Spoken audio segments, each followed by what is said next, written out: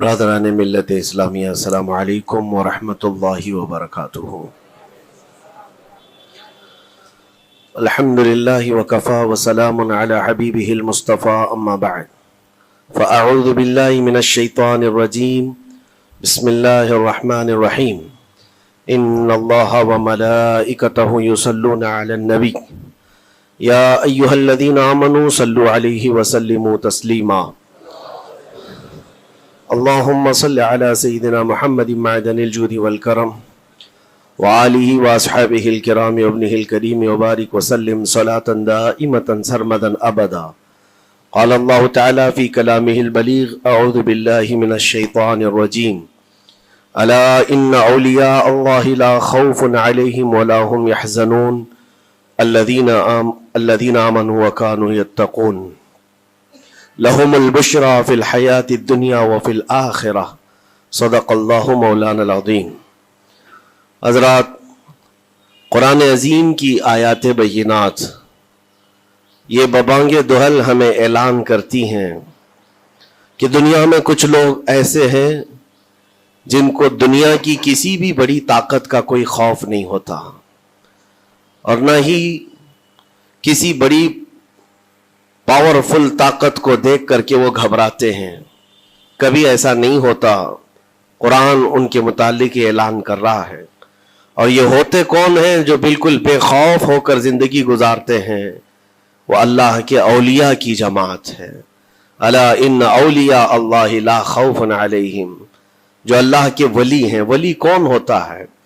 ولی کے کئی معنی ہیں، دوست کے بھی ہیں، مددگار کے بھی ہیں، غلام کے بھی ہیں، مولا کے بھی ہیں، آقا کے بھی ہیں۔ یہاں پر جو اللہ کے اولیاء کا معنی لیا جاتا ہے وہ اللہ کے دوست، اللہ کے محبوب۔ وجہ یہ ہے کہ جو پیدا ہوتے ہی دنیا میں اللہ اکبر کی آواز سن کر کے آیا ہو، جس کا مطلب یہ ہوتا ہے اللہ سب سے بڑا ہے۔ جب بھی ہمارے گھر بچہ پیدا ہوتا ہے، کسی بھی مسلمان گھر میں، اس کے کانوں میں سب سے پہلی جو آواز ہم دیتے ہیں وہ اذان کی، اللہ اکبر اللہ اکبر، اللہ سب سے بڑا ہے، اللہ سب سے بڑا ہے۔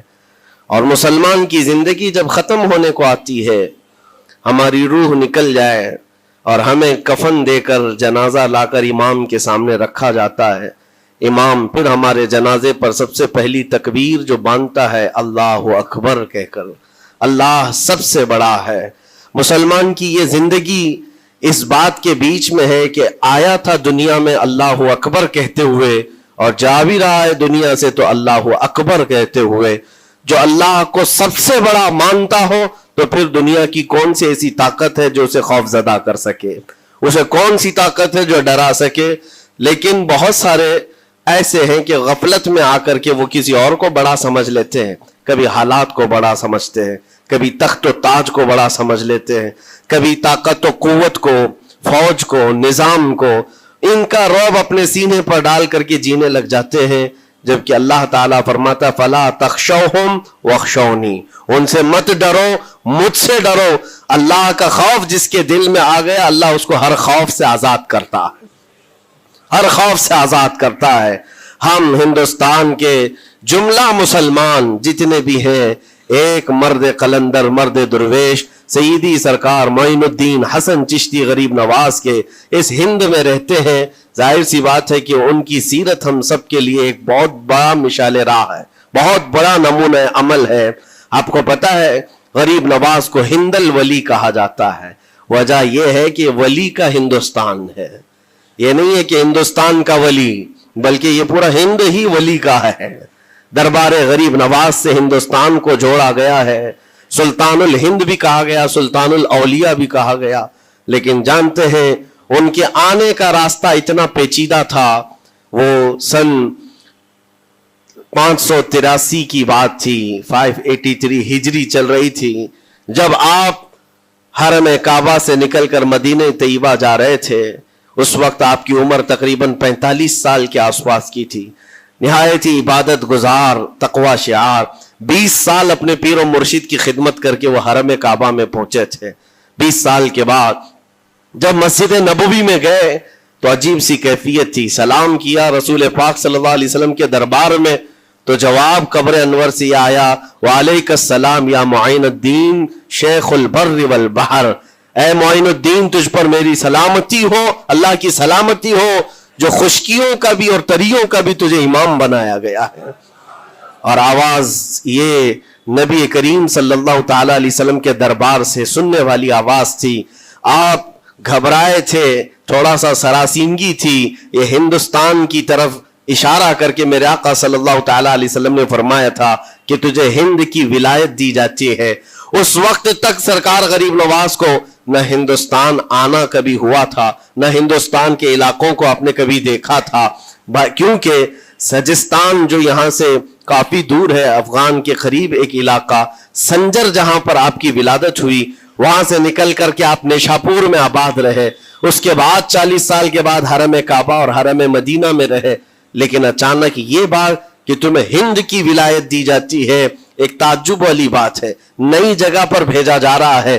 آپ دوبارہ شام میں نبی پاک صلی اللہ علیہ وسلم کے دربار میں حاضر ہوئے اور سلام پیش کرنے کے بعد, کیونکہ یہ خوشی کی بات تو سب کے لیے تھی کہ ہندوستان کو اللہ تعالیٰ ایک عظیم ولی بھیج رہا ہے, لیکن جس کو بھیجا جا رہا ہے وہ بے قرار تھا, بے چین تھا, کیونکہ نہ راستے پتہ ہے نہ ملک کے حالات معلوم ہیں. بارگاہ مصطفیٰ صلی اللہ علیہ وسلم میں دوبارہ جب حاضری ہوئی, عرض کیا آقا آپ کا حکم, اس کی تعمیل کے لیے بندہ حاضر ہے, لیکن نہ یہ فقیر ہندوستان کے راستے دیکھا ہے, نہ وہاں کے حالات معلوم ہے. حضور پاک صلی اللہ تعالی علیہ وسلم کے دربار میں یہ اپنی بپتا سنا رہے تھے, داستان غم سنا رہے تھے. غنودگی طاری آ گئی, یعنی نیند سی کیفیت آ گئی, اور بارگاہ رسول صلی اللہ علیہ وسلم میں ایک دیوار پر ٹیک لگا کر جیسی ہی آپ کی آنکھیں بند ہوئی, رسول کریم صلی اللہ علیہ وسلم تشریف لائے اور اشارہ فرما کر پورے ہندوستان کے نقشے آپ کے سامنے کھول کر رکھ دیے, اور پھر غریب نواز کو یہ بتایا بھی کس جگہ سے تمہیں سفر کرنا ہے, کیسے تمہیں جانا ہے اور کہاں تمہارا مسکن ہوگا. سرکار غریب نواز فرماتے ہیں اس ایک خواب میں میں نے رسول کریم صلی اللہ تعالی علیہ وسلم کے ہاتھ میں اجمیر کے پہاڑ بھی دیکھ لیے, وہاں کے قلعے بھی دیکھ لیے تھے جو موجود تھے. اور اس کے بعد پھر کس بات کا خوف ہے, کس بات کا ڈر ہے؟ جنہوں نے راستے بتائے ہیں وہ ہادی رسول, وہ ہادی عالم ہے. نبی پاک صلی اللہ علیہ وسلم آئے ہیں پوری کائنات کو راستہ دکھانے کے لیے, اور جنہوں نے غریب نواز کو ہند کا راستہ بتایا ہو, پھر ڈر کس بات کا؟ جب آپ بیدار ہوتے ہیں تو اپنے ساتھ 40 قطب اس اولیاء کرام کی جماعت لے کر مدینہ طیبہ سے سفر کے لیے نکلے تھے. میرے عزیزو, اب بات یہاں آتی ہے, اسی لیے مدینہ طیبہ سے یہ پورا پلان ہوا ہے, مدینہ طیبہ سے بھیجا گیا ہے, مدینہ طیبہ سے پلیسمنٹ ہوا ہے. اسی وجہ سے آج تک تاریخ غریب نواز کو عطائے رسول کہتی ہے. عطائے رسول ہے, رسول اللہ کی عطا ہے, ہندوستان والوں کے لیے خاص عطا ہے میرے آقا صلی اللہ علیہ وسلم کی. جب وہ سفر کے لیے نکلے, سن 83 سے چلے تھے, تو یہاں ہندوستان پہنچتے پہنچتے آپ کو 87 یعنی 4 سال کا عرصہ لگ گیا تھا. 4 سال کے عرصے کے بعد آپ پہنچے. میرے عزیزوں, نہ پلینوں کا سفر نہ جہازوں کا سفر کہ اڑ کر کے ادھر سے ادھر آ گئے. وہ تو پیدل قافلہ نکلا تھا, درویشوں کا قافلہ تھا, اور وہاں مدینہ طیبہ سے نکل کر بغداد پہنچے. بغداد میں اولیاء کاملین کی صحبت پائی, وہاں سے پھر نیشاپور, پھر اس کے بعد ہرات, اور افغان کے علاقے ہوتے ہوئے لاہور پہنچے. لاہور میں سرکار داتا گنج بخش عالم رحمت اللہ تعالی علیہ کے دربار میں چلہ کشی فرمائی, وہاں سے دلی پہنچے. یہاں یہ پورا جو راستہ ہے 4 سال کا, میرے عزیز و تاریخ میں ہے. سرکار غریب نواز جس راستے سے چلتے جاتے تھے, جو کافر یا مشرک بھی دیکھتا وہ دائرہ اسلام میں داخل ہو جاتا تھا. نور الہی, نور وحدت کا ٹکڑا آپ کی جبین اقدس پر ایسا چمکتا تھا کہ لوگ جو آتے وہ پھر آپ کی صحبت سے دور کوئی جاتا نہیں تھا. دلی میں جہاں آپ آئے, یہ ایک عجیب اتفاق ہے, اس وقت کھانڈے راؤ ایک بڑا راجہ تھا, اس کا قلعہ تھا, اس کے سامنے ہی آپ نے پڑاؤ ڈال لیا. سرکار غریب نواز رضی اللہ تعالیٰ عنہ کی یہ داستان, یہ تاریخ, وہاں پر آپ نے اپنا پڑاؤ ڈال لیا. اور ان بت پرستوں کے لیے ایک بڑا پیچیدہ مسئلہ تھا کہ ایک درویش آیا ہے, ایک بات میں آپ کو بتاؤں, یہ جو تعصب آج پھیلا ہوا, یہ زہر پھیلا ہوا, یہ آج کا نہیں ہے, یہ باپ داداؤں کے پشت میں بھی ان کے موجود رہا ہے. اسلام اور مسلمانوں کے خلاف زہر مشرکین کے دلوں میں یہ بہت پرانی چیز ہے, نئی نہیں ہے, بہت پرانی چیز ہے. تعصب دلوں کے اندر کڑھن رکھنا اور کبھی ایکسپٹ نہ کرنا, یہ سرکار غریب نواز جس دن ہند میں قدم رکھ رہے اسی دن سے آپ نے اس کو فیس کیا ہے, اسی دن سے آپ نے اس کو دیکھا ہے. اور وہاں پر کھانڈے راؤ کی جماعت نے بہت کوششیں کی کہ یہ دلی میں داخل ہوا, یہیں سے ان کو ختم کر دیا جائے, نکال دیا جائے. لیکن عجیب اتفاق یہ ہے کہ یہ جو جماعت آئی تھی سرکار غریب نواز کے ساتھ, نہ ان کے ہاتھوں میں تلوار ہے, نہ بھالے ہیں, نہ چاقو ہے, نہ چھری ہے. یہ تو گدڑیاں پہنی ہوئی درویشوں کی جماعت تھی, گدڑیاں پہنی ہوئی درویشوں کی جماعت جو جھولے میں سوکھی روٹی رکھتے تھے اور پانی میں بھگو کر کھا لیا کرتے تھے. ان کے پاس نہ کوئی ہتھیار ہے, نہ کوئی سامان ہے, ہر سامان جنگ ہے. ان کو نکالا جائے تو کس بات سے نکالا جائے, ہمت بھی نہ ہوتی تھی. یہاں تک کہ جو آپ کو وہاں سے جانے کی بات کرنے کے لیے آتا تھا, تھوڑی دیر محفل میں بیٹھتا اور کھڑا رہتا اور کلمہ پڑھ کر پھر مشرف اسلام ہو جاتا. دلی کے اندر ایک دن کے اندر 1000 لوگ اسلام میں داخل ہوئے تھے. سرکار غریب نواز رضی اللہ تعالیٰ عنہ نے تلوار سے اسلام میں داخل نہیں کیا ہے, نہ ہی کسی کو ڈرا دھمکا کر کے. وہ سوکھی روٹی کھانے والے کس بات سے ڈراتے لوگوں کو؟ ان کے پاس کون سا ایٹم بم تھا؟ یہاں موجود جو راجے مہاراجے تھے ان کے پاس فوج بھی تھے, ہاتھی بھی تھے, گھوڑے بھی تھے, سب کچھ تھا. لیکن آنے والا مرد قلندر کیا لے کر کے آیا تھا تاریخ میں بتایا جاتا ہے. یہ وہ زمانہ تھا جب شہاب الدین غوری ہند کے اوپر حملے کر کے یہاں پر آنے کی کئی مرتبہ کوشش کیا.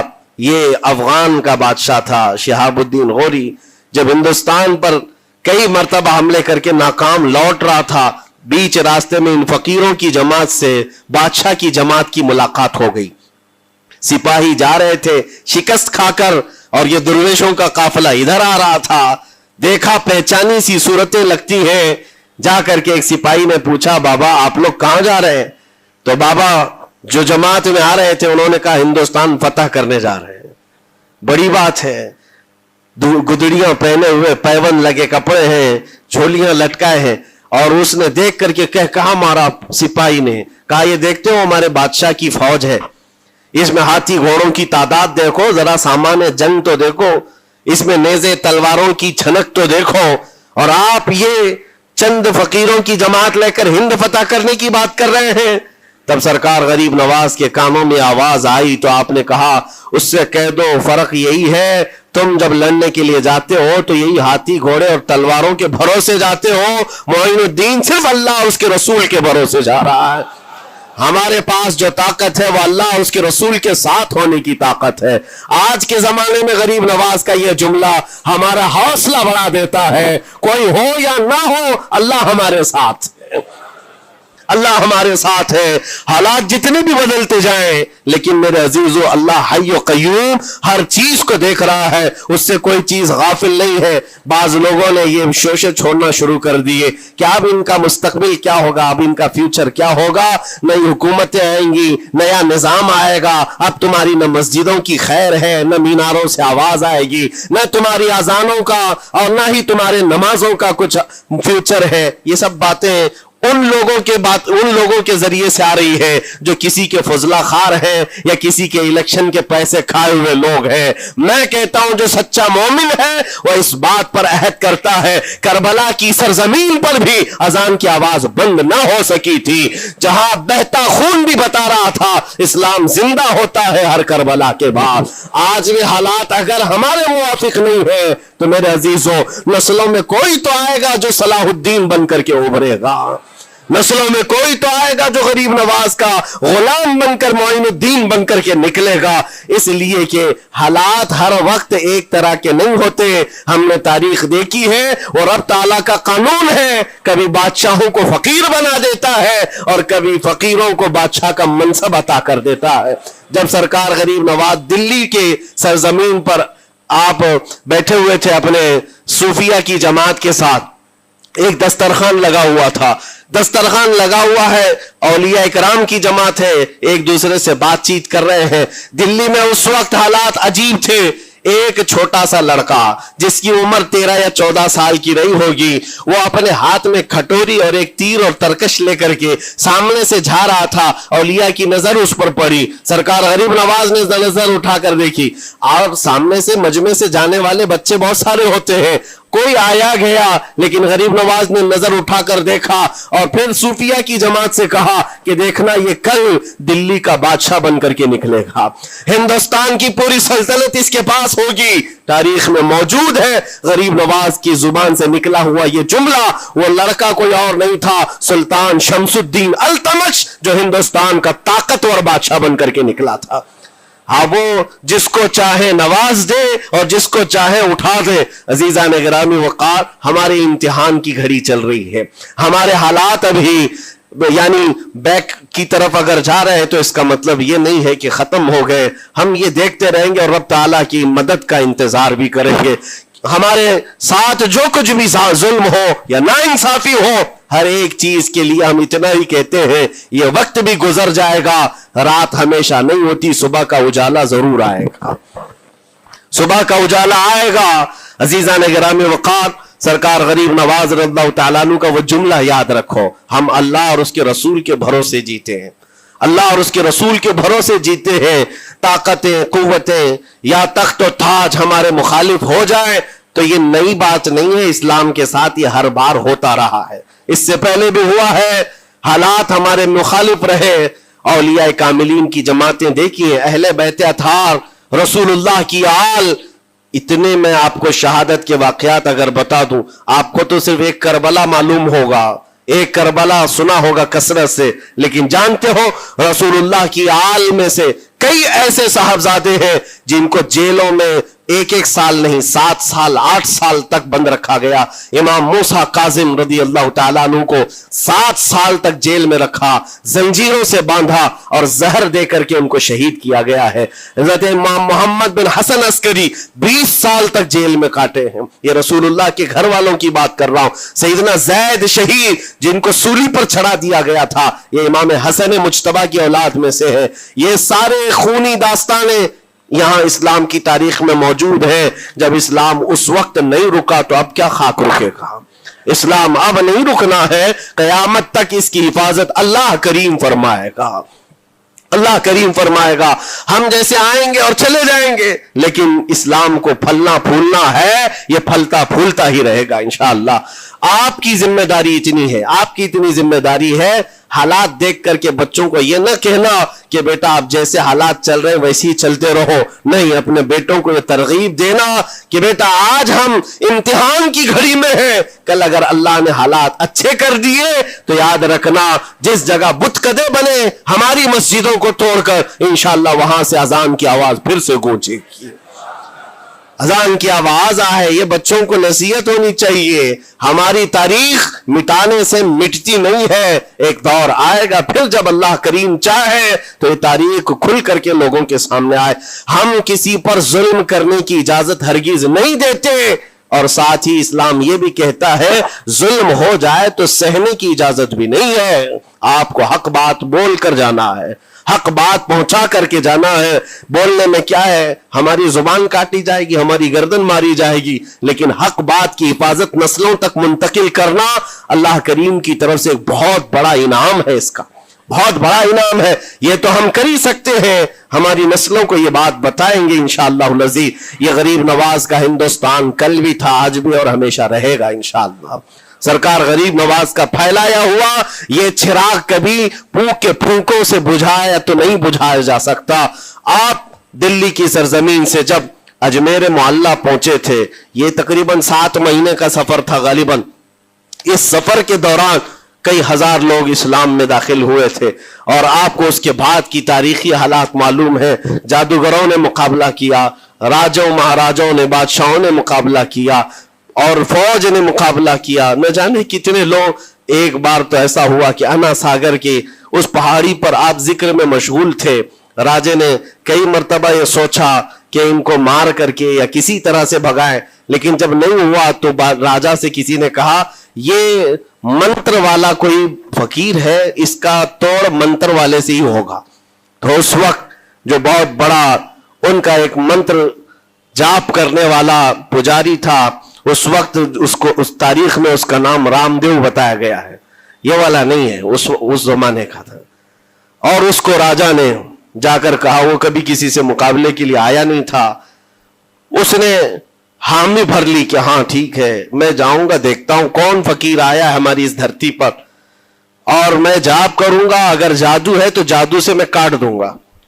اس نے تقریباً اپنے ساتھ 400 یا 500 پجاریوں کو لیا، اور جب وہ آیا تو سرکار غریب نواز کے ساتھ 2 خادم تھے، آپ کے ساتھ صرف 2 خادم بیٹھے ہوئے تھے. کہا کہ حضور بہت بڑا مسئلہ ہے، پجاریوں کا جادو ہم پر حملہ آور ہے، ان کا جادوگر حملہ آور ہے، اور مقابلے کے لیے وہ لوگ میدان کے قریب آ چکے، پہاڑ کے نیچے ہیں، آپ اپنے چلہ گاہ سے اٹھتے ہیں جہاں پر آپ عبادت کر رہے تھے. کہا ٹھیک ہے ہم جاتے ہیں. اور اس کے بعد سرکار غریب نواز نے کہلا بھیجا اپنے خادم سے، کہو کہ وہ اپنا منتر پڑھے، ہم اپنا منتر پڑھیں. وہ اپنا منتر پڑھیں جو بھی ان کے جادو کا ہے. اب جب وہ پنڈت نے، پجاری نے دیکھے بغیر اپنے سارے پجاریوں سے کہا کہ جیسے ہی وہ درویش آئے گا، وہ فقیر آئے گا، ہمارا یہ منتر ہے، یہ پڑھنا، وہ آگ میں بھسم ہو جائے گا، دنیا دیکھے گی. سبوں نے کہا ٹھیک ہے، لیکن ابھی کسی نے دیکھا نہیں تھا. لیکن جیسے ہی وہ اپنی جھوپڑی سے یہ مرد قلندر جلوہ رسول لے کر کے نکلا تھا، جمال رسول لے کر نکلا تھا، بیٹا ہے کس کا؟ حسن و حسین کا بیٹا ہے، فاطمہ زہرا کا بیٹا ہے. جیسے ہی باہر آئے، وہ منتر جو سکھایا گیا تھا سب کے قریب قریب آئے. 400 لوگوں نے وہ غریب نواز کی پیشانی کو دیکھ کر منتر پڑھنا شروع کیا. اور منتر کیا تھا؟ ان کی زبان سے لا الہ الا اللہ، لا الہ الا اللہ، لا الہ الا اللہ. لوگوں نے کہا یہ ادھر کیسے آ گیا کلمہ؟ اور جا کر اس رام دیو سے کہا گیا، اس نے کہا کہ یہ 400 کے 400 لوگ تو کوئی اور ہی کلمہ پڑھ رہے ہیں، کوئی اور ہی کلمہ پڑھ رہے ہیں. وہ اتر کر کے آیا ہاتھی کے کجاوے سے نیچے، اور سرکار غریب نواز کو دیکھا تو اس نے کہا یہ جھوٹ نہیں کہہ رہے، میں بھی وہی پڑھتا ہوں جو یہ پڑھ رہے ہیں. آپ کو تاریخ میں پتا ہو کہ اس کا نام سرکار غریب نواز نے شادی دیو رکھا اور اپنے مریدین میں شامل فرمایا، اور زندگی بھر سرکار غریب نواز کے خلفاء میں اور آپ کے خادموں میں شامل رہا. یہ تلوار سے اور چاقو بھالے نیزے سے نہیں کیا گیا تھا، وہ نور مصطفیٰ کی جلوہ گری تھی. جہاں نظر اٹھایا وہاں کے دلوں کی کالک کو دور کر کے ان کے دلوں کو بھی روشن فرما دیا تھا. آج ہم بھی یہی تمنا کرتے ہیں، اجمیر اسی لیے جاتے ہیں کہ ایک نظر ہم غریبوں پر پڑ جائے اور دل کا کالک اور دل کی کالک نکل جائے اور پھر دل چمکنے لگ جائے. کیونکہ اللہ کے ولیوں کی نظر جہاں پڑتی ہے وہ جگہ بھی روشن اور تابناک ہو جایا کرتی ہے. مولا کریم سرکار غریب نواز کی نسبتیں زندگی بھر ہمارے ساتھ قائم و دائم رکھے، اور پھر اپنی نسلوں کو بھی اللہ تعالیٰ ان کی غلامی میں شامل رکھے. اجمیر ہم جا نہ سکے لیکن یہاں سے ہم یہ التجا کریں گے غریب نواز کے دربار میں، خواجہ ہند وہ دربار ہے آلہ تیرا، کبھی محروم نہیں مانگنے والا تیرا. تیرے در کی یہ کرامت دیکھی ہے بارہا، تیرے در کی بارہا یہ کرامت دیکھی ہے. غریب آئے اور ہو گئے غریب نواز. وآخر دعوانا ان الحمدللہ رب العالمین. السلام علیکم.